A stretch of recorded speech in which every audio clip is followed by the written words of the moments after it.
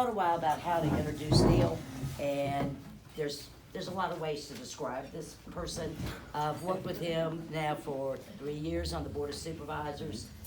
He has been, when we talk about the revolution in 2011, when we took over county government basically, I did not think we would have new people coming in that would fall into that and be partners with us as if they'd always been there. And that's what Neil has done. He's taken this job so seriously. He really cares about his constituents. He's been an amazing partner on the Board of Supervisors. So I won't go into any more detail. Welcome, Neil. Thank you, Susan.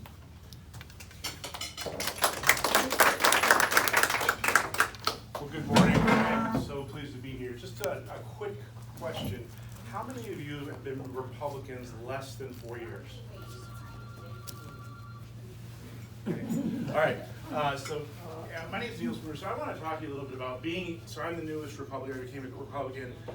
As you know, actually filling out my paperwork, I didn't know if I was going to get called a Democrat, Independent, or Republican. I'll tell you why in a little bit. And when Susan asked me to speak, I said, there's nothing that I can tell this group that they don't know, except about me, because you all don't. The only person in this room that I knew 4 years ago was my wife. I didn't know a single person in this room. So my world has completely shifted and changed for the better. That's kind of the theme of what I want to talk about today. So I want to tell you about myself and how I came to where I am, and an observation for us as a community, as a conservative community. So I grew up in Northeast. I was born in England. Then we moved to Myrtle Beach, South Carolina, and then we moved to my grandparents' homestead back in Pennsylvania. Grew up poor. And I say poor, I don't mean like we couldn't take vacations, go to the movies poor. I mean like welfare, free cheese poor. I don't mean just government cheese poor. My mother used to send me around to the neighbor's house to collect their tickets for government cheese. Lived with my mother till I was 6, and we got removed from her home. My sister went to live with my half sister went to live with her dad. I went to live with my dad, and then my brother went to live with my grandparents. Living with my mom was tough, and a lot of stuff went on there. When I moved in with my dad, I was miserable. I hated my life. And I don't say like it was like a teenage hate. It was like, I don't think I can go on. I wrote a minimum of 3 suicide letters. Suicide was a real thing in my family. My mother's mother had tried to kill herself. My mother tried to kill herself 3 times, and it was the 3rd time when I was in 6th grade that I found her. She had overdosed, and that's when we were removed from her home. And I never got to live with my brother and sister again. My brother tried to kill himself when he was a freshman in high school, and he got taken out of our family for about 6 months and came back. He wound up actually killing himself about 10 years ago. So I was looking for an escape. I was looking at how to get out of this situation. And I lived with my dad, and he was a construction worker, and it was weird to me. He would work construction during the summer, and then come October he would get laid off and he'd collect unemployment. And I always thought that was weird. So I started working when I was 13. So here I am going out to work, and my dad's sitting there collecting unemployment. I'm like, Dad, why don't you get a job? He goes, I'm entitled to this. It should be no surprise that I grew up Democrat. I actually grew up the most democratic-y Democrat that you could grow up, actually. And we had no faith. There was no faith. My mother was upset when she tried to get married in the Catholic Church. They wouldn't let her, so I had no faith. I needed to get out. Well, God sent me a messenger, and her name was Michelle. Michelle was a senior when I was a sophomore, and she was in my calculus class. I took senior calculus when I was a sophomore. You wouldn't know it by looking at me, but I'm actually pretty smart. I knew that the minute you stayed in calculus. So what was interesting about Michelle was she and I sat next to each other, and she was a foreign exchange student her junior year, and I didn't know what that was. So she was explaining it. You go and you live with another family overseas. And I said, and the light went on, and God just went, that's your escape. So in 1986, I packed up everything, went to live with a family, didn't know the language. I moved to Ambato, Ecuador, and I had the best year of my life. That's where I learned about leadership. And that's where I learned about the core family, because I had a host mother, I had a host father, a host brother. We all lived together. He was a great man, an amazing. He served the community. He was the director of health for the state in the afternoon, but in the morning he ran a free clinic for folks, for the indigenous people there. And I got to see the United States from the outside. And I, again, had the best year of my life. I'm gonna get emotional here. My host mother died 3 days ago. So, she was just an amazing person, but I got to see that. So I came back, graduated high school, scrounged up enough money to go to college. I went to the University of Pittsburgh. Thought I wanted to be a lawyer, so I went to political science. Realized I hated school. Got done with my freshman year, did pretty good. Got above a 3.0 while pledging. I was president of the pledge class. I was president of a resident student association. So it's kind of a get involved kind of person. That's more, I think, because I'm a control freak than anything else. I don't like leadership. I just like the control. So then I came home, and it was 1989. And if you remember, 1989, there was a recession. So I couldn't get a job that paid enough for me to get money to go back to college, so I joined the Marine Corps. And it was the combination of Ecuador and the Marine Corps where I grew a passionate love for this country. You don't understand how great this country is until you're not in it, until you're with people that don't understand it. And it's also where I learned that people can think diametrically differently than I could.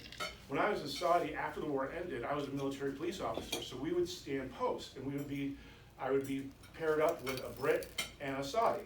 So we were with Saudis 12 hours a day, manning post, and we would talk, and it's just how different their culture is.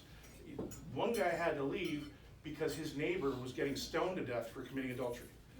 They thought we were their bathrooms, they have you walk in, there's a hole in the floor, a place for your feet, and they think we're barbaric because we use toilets.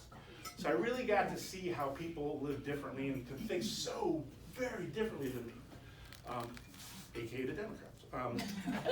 So I've been planning this way my whole life, I guess. So I got back, moved to Virginia in 1995, and this whole time I was an atheist. I did not believe in God, did not believe there was a God.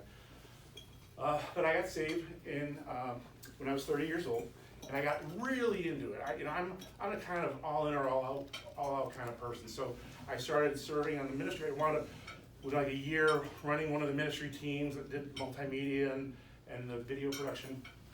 And then about 2 years into my walk, I was at work on a Saturday, and one of the guys that worked for me, this was another messenger from God, his name was Travis. And Travis came up to me, and he was looking over my shoulder at my computer. And I was working, the pastor would send me his sermon notes, and I would put them into slide forms for the sermon the next day. And he said, "What are you doing?" I said, I'm getting the pastor slides ready for it. And he said it just like this. He goes, "You're a Christian?" I don't know what it's like to be stabbed in the heart, but I know what it's like to be stabbed in the soul. That stabbed my soul so much. I've been saying and telling people I'm a Christian, and yet they couldn't tell by my actions. For the first time in my life, I went home and I legitimately got on my knees. And I prayed for God to forgive me, and I prayed that the Spirit would change me. I felt terrible. I wasn't representing God the way I needed to. Fast forward a few years later, I'm at work again, and this guy who just joined my team 2 weeks prior, his name was Jason. He comes in to talk to me, and he says, "Hey, Spoon, I need to talk to you." I said, "What's up?" He said, "Can we talk in private?" I said, "Yeah." I said, "Dude, what's up?" He says, "I need your help." He said, "You're a Christian, right?" Very different. I only know the guy 2 weeks. I said, coincidentally, I said, "Yeah, I am." He says, "Well, I need your help. I'm going to get fired. I'm losing my job." I'm like, "Well, why?" He says, "Because I have a pornography addiction." I'm like, "What does that have to do with your job?" He says, "Well, I surf porn about 7 hours a day while I'm here at work." Oh. I'm like, "Whoa, dude, how do you do that?" And he explained that was sort of the thrills to be able to get around the firewalls. But you don't understand, like, we would work in an environment like this, like it's a table and everybody's working around it. So he's like, "Oh yeah, you've been leading meetings, I'm just sitting there watching porn." I said, "Well, brother," I said, "I got a lot of sins, I got a lot of vices, more than I'd like to admit, but that's just not one of them. I don't have any experience with that." He says, "All I need you to do is sit there next to me and keep looking at my screen." So I did that for Jason. Coincidentally, Jason is my brother's name who killed himself. So all these different things line up in my life. So why am I telling you this story? Like, what does that change in me? Why would I tell a group of people here for political reasons. I'm asking, why? Why do you think? That's who you are, and that's how you go. Yes, true. What else? Okay, I don't get to give, I have a gift, I have a prize. Go ahead. Because people really can change. Yes, I agree, I'll give that. That's close. There you go, nice spoon for soup, so that's the best soap you ever had. I run a clean race. I tell you this because, believe it or not, politics is a religion. And if you don't believe me, the definition of religion is, let's see if this rings true for anybody. A pursuit of or interest to which someone ascribes supreme importance. To what importance? Extreme importance. Supreme. Extreme importance. I think by the fact that you all are here, you believe that what we're doing is extremely important. So this is a religion of sorts. Does anybody know why I was an atheist for so long? How old were you? Was there family? I had a rough life. How old are you? Nobody had talked to you about Nobody it? had ever? Nobody talked to me, nobody shared. How What? old are you? I'm 52. You So didn't they have a good stopped. They grandmother. stopped praying. I had a great grandmother. My They grandmother. stopped praying in the schools. Well, they did that. In the 70s took the or Bible. I thought you were yeah, in took those- about You were 60. there. I was 30 when I was saved. I was still Can I have born in the soup? 70s. Can I have a we soup didn't for soup? Yeah. So the great, this is important. The greatest contributor to atheism is Christians who profess God with their lips but deny Him with their lifestyle. That is what an unbelieving world finds simply unbelievable. Yeah. So, I say this because as conservatives, we have a belief. We're conservatives not because we make more money, because of this. We're conservatives because we believe there's a better way to live than what the liberals believe. We believe that in our hearts and souls, and we fight for that. And ladies and the few gentlemen that are here, we're in trouble, right? This country is in trouble, and we have to fight for it because this country is on the verge of not being good. There was a philosopher, he was a writer, Alex de la Tour, I can't say his last name, but he came over in 1930 and 31 from France, and he toured the United States to find out what was different about the United States. The Coke Bill. Yes, and he wrote this. He said, I sought America's greatness in her harbors, her vast rivers, her fertile fields, but I didn't find it there.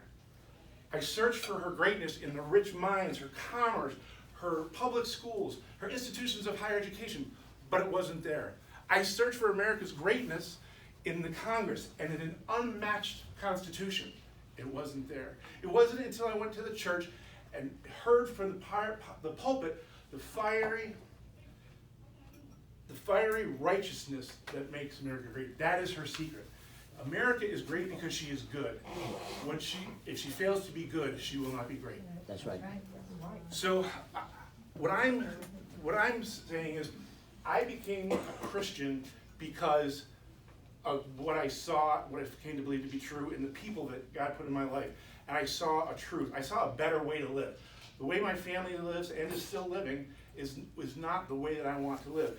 And we have to convince people, we have to show people that we have a better way to live. And this is the observation I'm going to make after 3 years of being with y'all. The observation is we spend a lot of time trying to beat the liberals. We try to beat them. I wonder what it would be like if we tried to win them. If we would win them. Now there are the leftists, right? And like leftists, Jesus even told the apostles in Matthew, he said, if you go into somebody's home and they don't want to listen to you, they don't listen to the word, get out, dust the sand off your feet and keep moving. Those are the leftists. I think leftists and liberals are a different place. When we are encountering people, when we're out here, let's focus on winning people instead of beating them, especially those that are savable. And you know what? You all do this. You do this every day. Do you know how I know this? Because you won me. I love being a Republican because I love what we stand for, and I love how we act. And I just ask you to continue to do that.